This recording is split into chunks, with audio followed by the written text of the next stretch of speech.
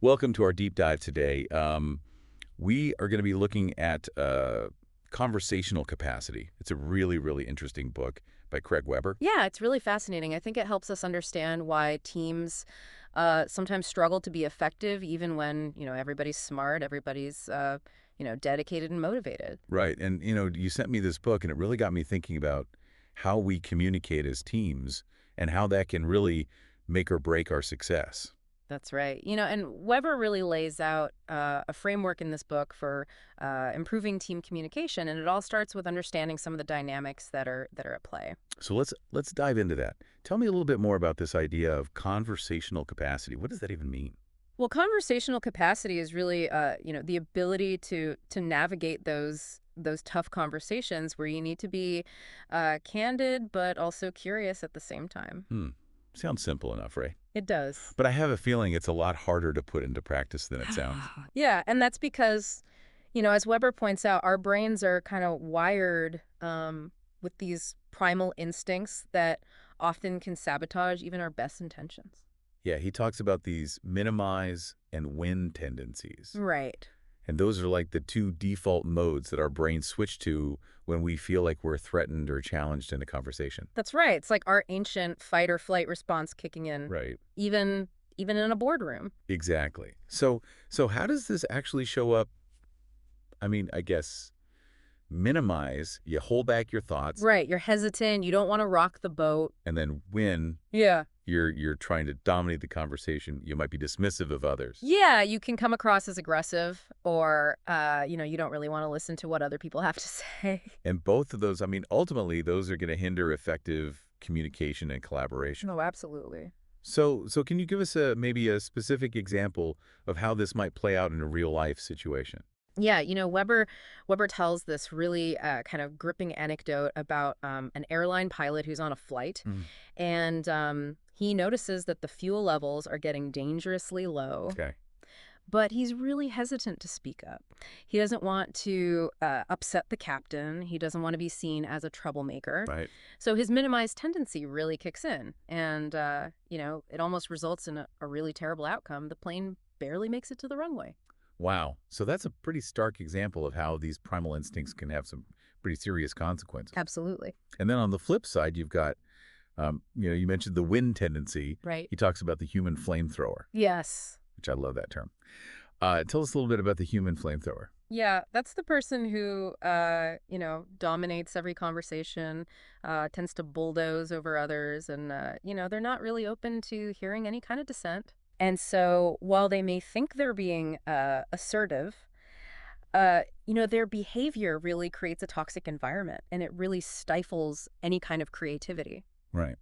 So how do these tendencies, I mean, I'm assuming they don't have a positive impact on team dynamics. No, no, they don't. What are some of the consequences we might see? Well, I mean, you see decreased productivity, resentment among team members. Yeah. You miss out on opportunities for innovation because diverse perspectives just aren't being considered. Right. Weber actually cites this example of a team of social workers, really passionate about their mission, but their meetings were constantly being derailed by arguments. Yeah. That they felt this need to kind of win every point, and it ultimately led to a breakdown in communication, and it hindered their ability to actually effectively serve their clients. Hmm.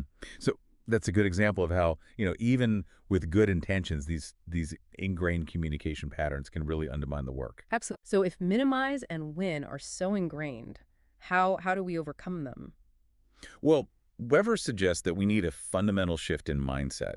Instead of prioritizing personal comfort or being right, we really need to pursue what he calls informed choice. Informed choice. Informed choice. So what does that look like in practice? How is that different from the way we usually approach things? Well, it requires, actively seeking out diverse viewpoints, even those that might challenge our own assumptions. And it also means being open to changing our minds. So it's really about embracing intellectual humility, recognizing that we don't have all the answers, Absolutely. and that the goal of the conversation isn't necessarily to win, but to arrive at the best possible decision. Right. It's about the best outcome. Right. Not about you being right. Yeah. Yeah. Okay. So I can see how that shift in mindset could lead to more collaborative and productive conversations. But it's not just about changing our attitudes. Weber provides a pretty practical framework, right, for developing the skills that we Yeah. need to actually achieve this informed choice. He does. So tell us a little bit more about that. What are some of the specific skills that are involved? Well, he outlines four core conversational skills that are really essential for building conversational capacity. Okay, so give us a little sneak peek. What are those four skills? Well, the first skill is candor. Okay. And Yeah. that involves, stating your position clearly and explaining the reasoning behind it. Okay. So that seems pretty fundamental to clear communication, but I imagine there's more to it than meets the eye. It's about being really transparent with your thought process and inviting others to understand your perspective. Okay. The second skill is curiosity.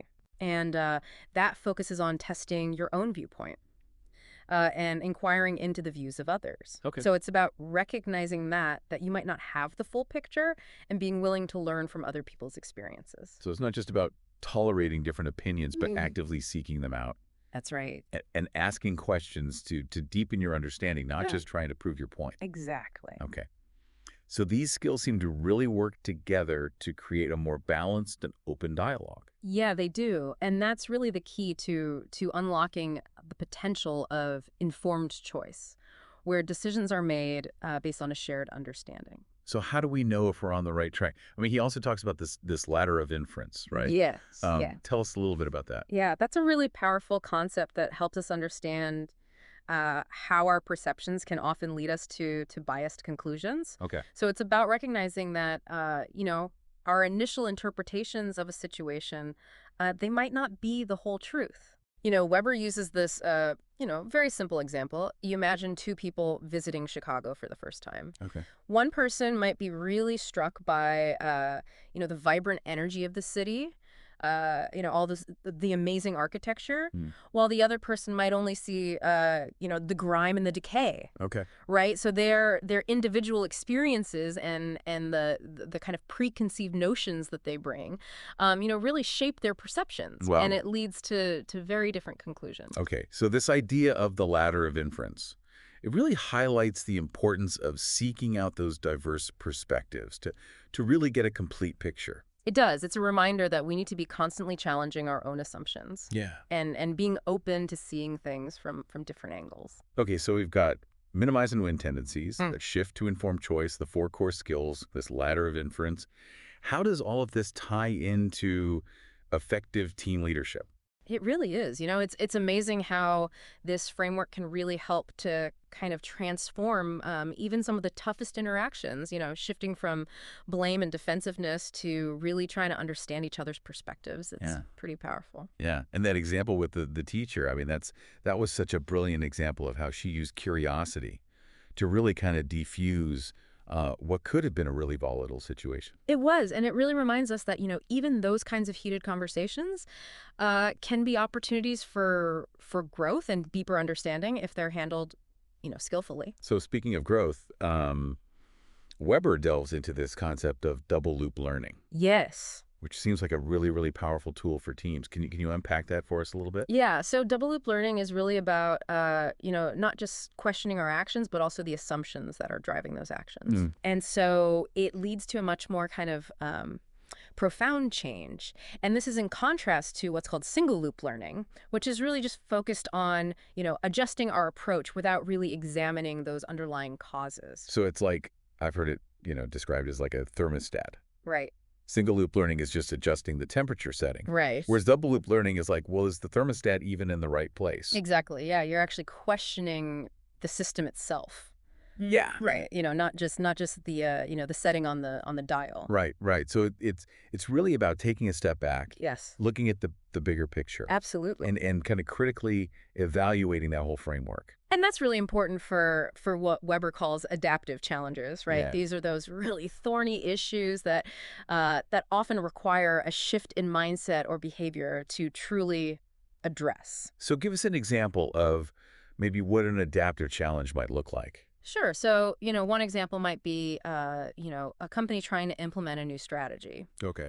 And the challenge often isn't the strategy itself, it's the cultural resistance to change, Right, right, right? So it's not enough to just tell people, okay, here's what you need to do differently. right, You need to help them understand why it's necessary and really get their buy-in. right. And that requires a really high level of conversational capacity Okay. where the team can really openly discuss their concerns and work together to find solutions. Okay, so it's really about getting to those root causes and addressing those underlying issues. And Weber actually gives an example of a young CEO who was really struggling to attract top talent. He was. And, he had tried all these different, tweaks to his recruiting strategies.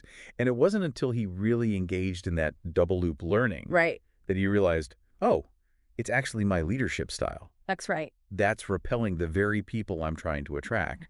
Yeah, so that was a real aha moment for him. And it just goes to show that, sometimes those uncomfortable truths can really be a catalyst for making some real progress.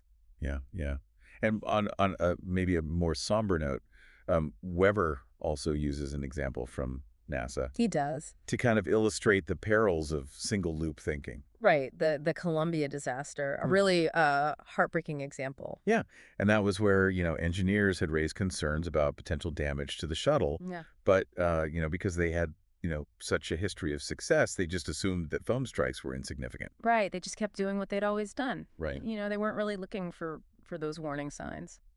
So that unwavering mindset really had some tragic consequences. It did, and it really underscores the importance of, challenging our assumptions, Yeah. even when we've been successful in the past. So it seems like this double loop learning is really essential for fostering innovation and adaptability within teams. It is. It really encourages that culture of continuous improvement where Yeah. underlying beliefs or practices are constantly being scrutinized and refined. So shifting gears a little bit, Weber also provides some really practical advice for how to actually cultivate this conversational capacity within teams. He does. And one of the things he talks about is making daily work a dojo, Right. a training ground Right. for honing these skills. So what does that look like? Well, he suggests, using meeting time for intentional practice, incorporating those four skills that we talked about into decision-making processes, and even seeking regular feedback from our colleagues Okay. to really help us identify and address our conversational blind spots. So it's really about making those everyday interactions opportunities for growth. It is. And, it's about embracing, mindful communication as a core part of our team culture, Right. not just something we do in, a workshop or training session. Yeah, yeah. So Weber's insights, I mean, they go beyond just, enhancing communication. They really get to the heart of leadership, right? They do. What does he say about leadership? Well, he argues that effective leadership is less about wielding authority and more about orchestrating, a shared learning experience. Yeah. It's about creating an environment where, individuals feel safe to express their ideas, challenge assumptions, and really contribute their unique perspectives. Okay. And, he also emphasizes that true leadership is often distributed throughout a team Okay. rather than, residing solely in one individual. So this is this concept of shared leadership. Yes. And it kind of aligns with that idea of joint control, It does. where decision making is collaborative. It is. And there's that sense of shared ownership. Absolutely. And Weber actually provides this really compelling example of a CEO who, really proactively nurtured his team's conversational capacity in order to address a really significant cultural challenge that they were facing. So instead of kind of imposing solutions from the top down, Right. he really invited the team into that It process did. of co-creating, a new way of working together. And that really fostered a sense of ownership, and the transformation was much more sustainable and impactful because of that. So it seems like, what Weber's advocating for is really a shift from those traditional kind of hierarchical leadership models It is. to a more decentralized kind of emergent approach. Yes. Where leadership becomes this activity that anyone can undertake Exactly. rather than a position of power to be held. That's right. It's about empowering, individuals at all levels to contribute their skills and insights to really drive collective success. So how do we, I mean, this is a lot, right? Yeah. How do we start putting this into practice? Well, he really emphasizes the importance of aligning our intentions with our actions. Okay. Making sure that our behavior is really reflecting our espoused values. Right, because we can say, collaboration, openness, Right. but then, our actions tell a different story. Exactly. And so Weber's framework really gives us the tools to kind of bridge that gap Yeah. by providing these really actionable strategies for actually translating our values into tangible behaviors. So going back to that dojo analogy, Yes. I mean, that really resonated with me, that idea of framing our daily work as this continuous learning experience. Absolutely. Yeah. He reminds us that developing this conversational capacity, it's not a one-time event. Right. It's an ongoing journey of self-reflection and refinement. So every interaction, Yes, every meeting, every decision exactly. becomes an opportunity to kind of practice and cultivate a more mindful way of communicating. That's right. And as we become more adept at navigating these complexities, we create this ripple effect that really influences our team's culture and ultimately our overall effectiveness. Yeah. I mean, Weber's work, it really goes beyond just communication techniques. It's Mm, it's really about becoming more and more intentional and self-aware individuals. it And is. that transformation extends far beyond the workplace. Absolutely. It really impacts our relationships and our families and our communities. Yeah. It ripples out into all areas of our lives. So we're not just learning how to have better meetings or negotiate more effectively. Yeah. We're really learning how to live more consciously Yes. and create a more positive impact on the world around us. And I think that's a really beautiful and important message. It is, it's such a powerful reminder that even amidst, busyness of our work lives and all the demands that are placed on us, there's always room for personal growth and development. Yeah, and I really love that analogy of the treating our workplaces as dojos. Right. Really kind of reframes challenges as opportunities for learning. Absolutely. Instead of seeing those difficult conversations as obstacles, Mm. we can actually see them as chances to really practice and refine our skills. Yeah. So each encounter, whether it's a tense meeting or a complex decision, it becomes a training ground for honing our communication abilities. That's right. And as we practice, we become more resilient Yeah. and better equipped to handle those situations with, grace and effectiveness. It's like building muscle. It The is. more we engage in that mindful communication, the stronger our capacity becomes. Absolutely. And Weber also talks about, the importance of self-awareness, really paying attention to our own triggers and tendencies in those conversations. Oh, So noticing those moments when we feel ourselves kind of getting hooked by those primal instincts, to minimize or to win. right. And it's about pausing, taking a breath, Yeah. and really consciously choosing a more thoughtful and constructive response. So what are some of the ways that we can cultivate that self-awareness? Well, he suggests things like reflecting on our behavior after we've had, a particularly challenging interaction, seeking feedback from trusted colleagues who can provide, an objective perspective on our communication patterns, Okay. and even incorporating mindfulness practices into our daily routines Okay. to help us enhance our presence and our awareness in those moments. So it really comes down to having that heightened awareness It does. that empowers us to make conscious choices about how we respond in those crucial moments. That's right. So rather than just reacting based on our, ingrained habits, we can actually pause, assess the situation, and choose a path that's more aligned with our values. So I mean, Weber's framework it goes beyond just improving communication skills. It's really about becoming more intentional and self-aware individuals. It is. And I love how that transformation extends far beyond the workplace. Oh, absolutely. It really impacts our relationships with our families, within our communities. Yeah. It really ripples out into all areas of our lives. So we're not just learning how to, have better meetings or negotiate more effectively. Right. We're learning how to live more consciously Absolutely. and to create a more positive impact on the world around us. And I think that's a really beautiful and important message. Absolutely. Well, this has been such a fascinating conversation. I really appreciate you sharing your insights on conversational capacity. It's been my pleasure. For our listeners who are really wanting to dive deeper into this topic, um, where can they go to learn more? Well, of course, I highly recommend checking out Craig Weber's book. It's called Conversational Capacity: The Secret to Building Successful Teams That Perform When the Pressure is On. Awesome. And we'll be sure to include a link to that in the show notes. Well, thanks again for joining us on this deep dive. I know I learned a lot, and I hope our listeners did too. I hope so too. And until next time, keep those conversations flowing with candor, curiosity, and a commitment to continuous growth. Couldn't agree more.